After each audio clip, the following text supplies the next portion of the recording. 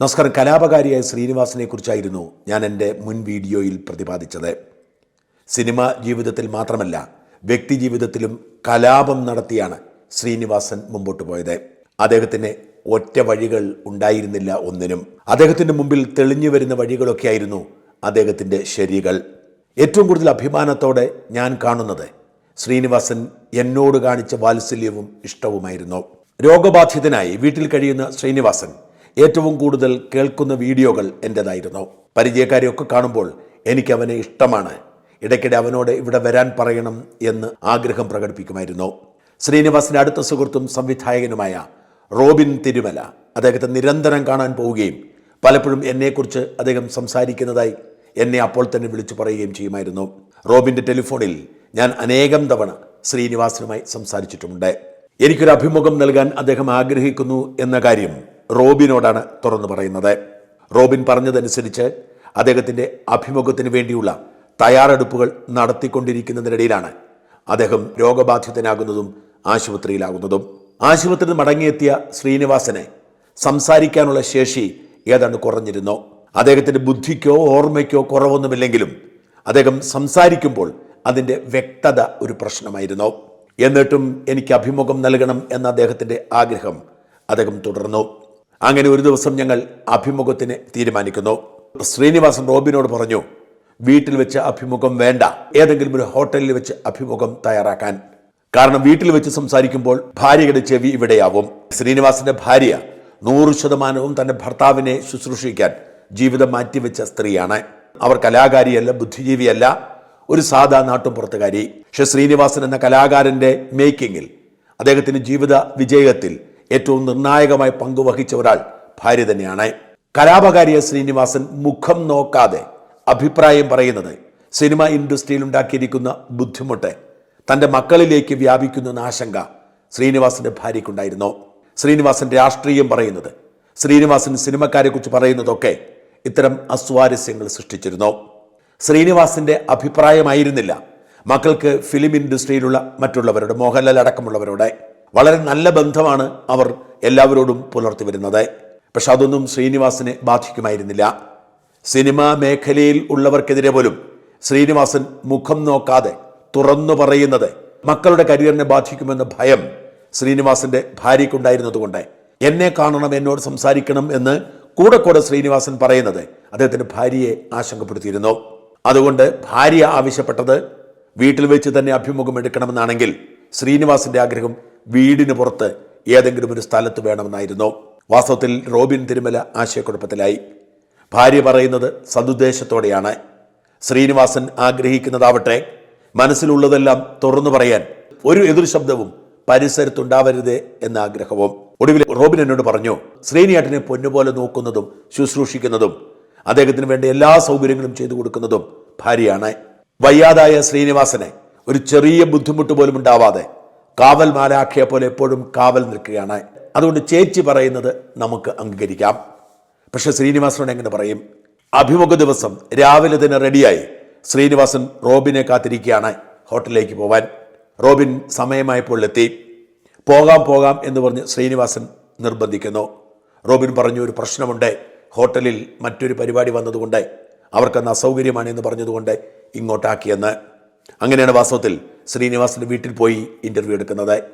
ശ്രീനിവാസന്റെ ഭാര്യ എങ്ങനെയാണ് ശ്രീനിവാസനെ സ്നേഹത്തോടെ വാത്സല്യത്തോടെ ശുശ്രൂഷിക്കുന്നത്, ഇന്നും പഴയ കൗമാര പ്രണയം നിലനിർത്തിക്കൊണ്ട് തന്നെ ശ്രീനിവാസനെ ശുശ്രൂഷിക്കുന്നത് എന്ന് നോക്കിയറിഞ്ഞ ആളാണ്. പക്ഷെ ഇതൊന്നും ശ്രീനിവാസനെ ബാധിക്കുമായിരുന്നില്ല. തനിക്ക് പറയാനുള്ളതെല്ലാം ശ്രീനിവാസൻ തുറന്നു പറയുമായിരുന്നു. ശ്രീനിവാസനെ ഏറ്റവും അധികം വിമർശനം നടത്തിയിരുന്നത് കമ്മ്യൂണിസ്റ്റ് പാർട്ടിയാണ്. അതിന് കാരണം താൻ ഒരു കമ്മ്യൂണിസ്റ്റ് ആണ് എന്ന് ശ്രീനിവാസൻ അവസാന നിമിഷം വരെ വിശ്വസിച്ചിരുന്നു. ഒരു നല്ല കമ്മ്യൂണിസ്റ്റ് ആയിരിക്കുക എന്നതാണ് ഒരു നല്ല മനുഷ്യന്റെ ജീവിതധർമ്മമെന്നാണ് ശ്രീനിവാസൻ അവസാനം വരെ വിശ്വസിച്ചിരുന്നത്. എന്നാൽ ഇവിടുത്തെ കമ്മ്യൂണിസ്റ്റ് പാർട്ടിക്കാരും നല്ല കമ്മ്യൂണിസ്റ്റുകളല്ല. അവരൊക്കെ ഇരട്ടത്താപ്പുകാരാണ്. അവരൊക്കെ അധികാരത്തിന് വേണ്ടി അവരുടെ ആശയത്തിൽ വെള്ളം ചേർക്കുന്നെന്ന് ശ്രീനിവാസൻ കണ്ടെത്തി. ഇന്നോ ഇന്നലെയോ അല്ല ശ്രീനിവാസന് തിരിച്ചറിവുണ്ടായത്. സോവിയറ്റ് യൂണിയനിലും കിഴക്കൻ യൂറോപ്യൻ രാജ്യങ്ങളിലും കമ്മ്യൂണിസം തകർന്നു വീണപ്പോൾ തന്നെ ശ്രീനിവാസന്റെയും കമ്മ്യൂണിസ്റ്റ് സ്വപ്നം ഇല്ലാതായി.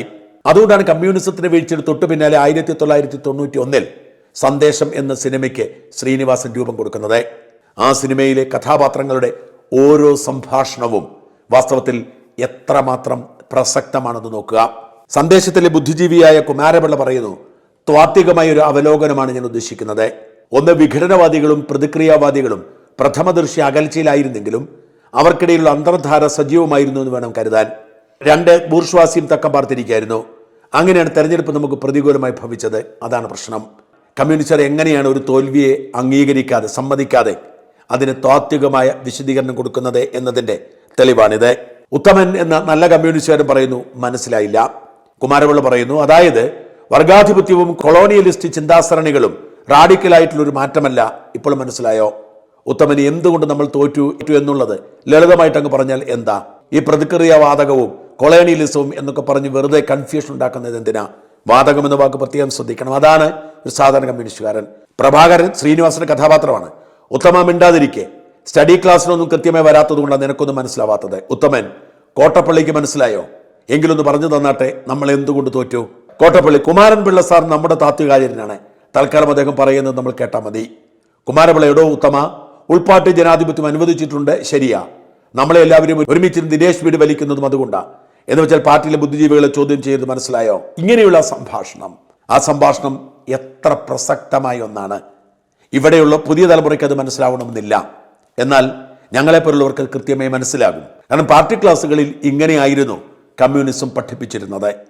എന്നാൽ ഇതൊക്കെ തട്ടിപ്പാണെന്നും കമ്മ്യൂണിസ്റ്റുകാർ മൂല്യം നഷ്ടപ്പെട്ട വൃത്തികെട്ടവന്മാരാണെന്നും ചരിത്രം തെളിയിച്ചു. ഇപ്പോൾ 34 വർഷം മുമ്പ് ഇങ്ങനെയാണ് ഇതൊക്കെ സംഭവിക്കാൻ പോകുന്നതെന്ന് എഴുതാനുള്ള പ്രവാചക സിദ്ധി ശ്രീനിവാസനുണ്ടായിരുന്നു. കമ്മ്യൂണിസ്റ്റ് അപജയത്തിന്റെ പ്രതീകമായി ശ്രീനിവാസൻ കണ്ടിരുന്നത് പിണറായി വിജയനെയായിരുന്നു. അച്ഛൻ മരിച്ചപ്പോൾ അച്ഛനെക്കുറിച്ച് നല്ല ഓർമ്മകൾ പിണറായി പങ്കുവെച്ചപ്പോൾ ആദരവും ബഹുമാനവും തോന്നിയിരുന്നെന്നും പിന്നീട് അപജയപ്പെട്ട കമ്മ്യൂണിസത്തിന്റെ പ്രതീകമാണ് പിണറായി എന്ന് ബോധ്യപ്പെട്ടതോടെ ആ ബന്ധം വിച്ഛേദിച്ചെന്നും ശ്രീനിവാസൻ തന്നെ പറഞ്ഞിട്ടുണ്ട്. ശ്രീനിവാസൻ പിണറായി വിജയന്റെ കടുത്ത വിമർശകനായിരുന്നു. തക്കം കിട്ടുമ്പോഴൊക്കെ പിണറായി വിജയനെതിരെ ആഞ്ഞടിക്കാൻ ശ്രമിക്കുമായിരുന്നു. എന്നാൽ ശ്രീനിവാസന്റെ കുടുംബത്തിന് ഒരു പാർട്ടി പശ്ചാത്തലമുള്ളതുകൊണ്ടും മക്കൾ രാഷ്ട്രീയ നേതാക്കളോട് വഴക്കുണ്ടാക്കി ജീവിക്കാതെ സ്വന്തം കരിയർ വളർത്തിയെടുക്കാൻ ശ്രമിക്കുന്നവരായതുകൊണ്ടും സംയമനം പാലിച്ചു. പിണറായിക്കെതിരെ ഞാൻ നടത്തുന്ന സന്ധിയില്ലാ സമരത്തെ പ്രോത്സാഹിപ്പിക്കുകയും പിന്തുണയ്ക്കുകയും ചെയ്തിരുന്നു.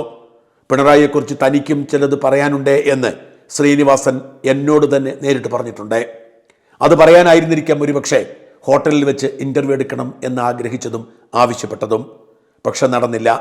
ഞാനുമായുള്ള സംഭാഷണ സമയത്ത് അടുക്കളയിലും ഞങ്ങളിരിക്കുന്ന ലോഞ്ചിലുമായി ഭാര്യ ഓടി ഓടി നടന്നതുകൊണ്ടാവാം പിണറായിയെക്കുറിച്ചുള്ള ചോദ്യങ്ങൾ ചോദിക്കാൻ എനിക്കോ ചോദിക്കാത്ത ചോദ്യത്തിന് ഉത്തരം തരാൻ ശ്രീനിവാസനോ കഴിഞ്ഞില്ല. ഒരുപക്ഷെ നടൻ ശ്രീനിവാസൻ ഏറ്റവും അധികം വിമർശിച്ചിരുന്ന ഒരു വ്യക്തി പിണറായി ആയിരുന്നിരിക്കാം. പിണറായിയുടെ ദുർഭരണം അവസാനിക്കണമെന്ന് ശ്രീനിവാസൻ ആഗ്രഹിച്ചിരുന്നിട്ടുണ്ട് എന്നാണ് അദ്ദേഹത്തെ അടുത്തറിയാവുന്നവർ പറയുന്നത്. ജനാധിപത്യത്തിനും അഭിപ്രായ സ്വാതന്ത്ര്യത്തിനും വിലയില്ലാത്ത നുണപ്രചാരകനായി മാറിയ പിണറായിയുടെ കമ്മ്യൂണിസ്റ്റ് കേരളം മാറിമറിയുന്നത് കാണാൻ അദ്ദേഹം ആഗ്രഹിച്ചിരുന്നിട്ടുണ്ടായിരിക്കാം. പക്ഷെ അതിന് ഏതാനും മാസങ്ങൾക്ക് മുമ്പ് ദൈവം അദ്ദേഹത്തെ വിളിച്ചു. ദൈവം എന്ന് പറയുന്നതും നന്ദികേടാണ്. അദ്ദേഹത്തിന് ഒരു ദൈവത്തിലും വിശ്വാസമുണ്ടായിരുന്നില്ല. കമ്മ്യൂണിസം അടക്കമുള്ള എല്ലാ വിശ്വാസങ്ങളും അദ്ദേഹം പതിയെ പതിയെ ഉപേക്ഷിച്ചിരുന്നു. പച്ചയായ മനുഷ്യന്റെ സാധാരണ ജീവിതത്തെക്കുറിച്ച് പറയുക, അതിനെക്കുറിച്ച് ആകുലപ്പെടുക, അതിനെ കറുത്ത ഫലിതത്തിൽ ആക്രമിക്കുക എന്നതിനപ്പുറം മറ്റൊരു രാഷ്ട്രീയവും ശ്രീനിവാസനുണ്ടായിരുന്നില്ല. പ്രകൃതി ചികിത്സയെയും പ്രകൃതി കൃഷിയെയും ഒക്കെ അവസാന നാളുകളിൽ ശ്രീനിവാസൻ വാരിപ്പുണർന്നിരുന്നു. എന്നാൽ നേരത്തെയുള്ള മരണമായിരുന്നു അദ്ദേഹത്തിന് വേണ്ടി കരുതി വെച്ചത്. ആ ഒറ്റയാൻ വിപ്ലവകാരി മരണത്തിന് കീഴടങ്ങുമ്പോൾ പിണറായിയുടെ കേരളം മാറിയ കഥ അറിയില്ലല്ലോ എന്ന വിഷമം മാത്രമാണ് ബാക്കിയാവുന്നത്. ഒരുപക്ഷെ 3-4 മാസം കൂടി കാത്തിരുന്നെങ്കിൽ പിണറായിയുടെ കമ്മ്യൂണിസം അകാല ചരമം അടഞ്ഞതിന്റെ സന്തോഷത്തോടെ അദ്ദേഹത്തിന് കണ്ണടയ്ക്കാമായിരുന്നു. എന്തായാലും ആ വലിയ മനുഷ്യന്റെ അപൂർവമായ സ്നേഹം അനുഭവിക്കാൻ കുറച്ചെങ്കിലും ഭാഗ്യം ലഭിച്ച ഒരു എളിയവൻ എന്ന നിലയിൽ അദ്ദേഹത്തിന് ആദരാഞ്ജലികൾ അർപ്പിക്കുമ്പോൾ എൻ്റെ കണ്ണുകൾ ഇപ്പോഴും നിറയുന്നു.